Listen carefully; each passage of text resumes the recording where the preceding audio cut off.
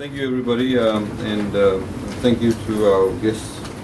Thank you for sharing your personal experience. These things aren't easy to do. And of course, these are individually very traumatic situations, from which, of course, we can all learn from. And I like to, thank the Fiji Cancer Society and the wonderful work that they do for the resources they do have available to them.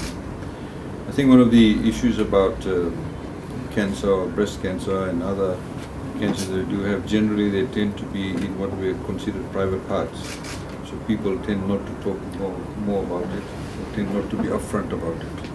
And I think that's one of the issues that holds people back. And we need to get over that, because essentially it is part of your body.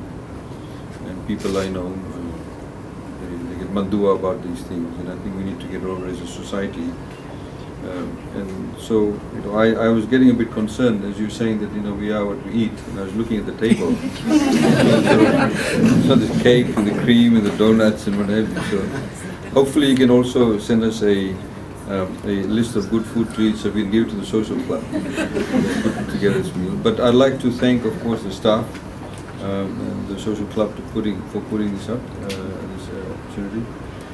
We'll get a better MC next time. You can tell us to say it at the right time. But this is great, and I'd like to thank everybody that's contributed. We have a small contribution that we've passed the till around, so to speak, and people have made some contribution towards that. So that's our little contribution. But I think it's more about the awareness.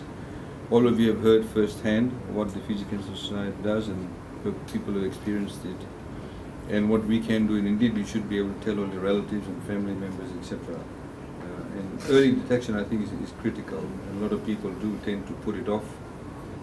People tend to sometimes, go for remedies that may not necessarily be in mainstream medicine. And a lot of the times we've seen with cancer and various other illnesses, people come to the doctor right at the very last stage, and that's sometimes, beyond the ability for anybody to reverse what has happened. Just on a personal note, I have a cousin of mine whose daughter actually was diagnosed with leukemia at the age of 4. And this is in Australia. And I could see the changes the family went through when you have a particular child that age being diagnosed with leukemia. I think about 4 or 5 years later, after her losing all her hair and growing back and all those sorts of things she went through, finally they rang the bell that she's gotten over it. That she actually managed to get rid of the leukemia. And I think 9 months later she was diagnosed with having lupus, which is another blood disorder, and which again many people don't necessarily know about. I think one of our staff used to have it previously.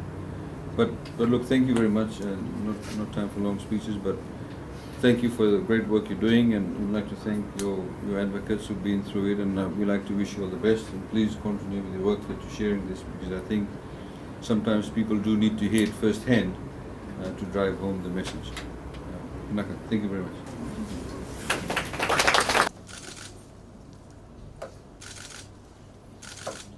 Thank you. Thank you.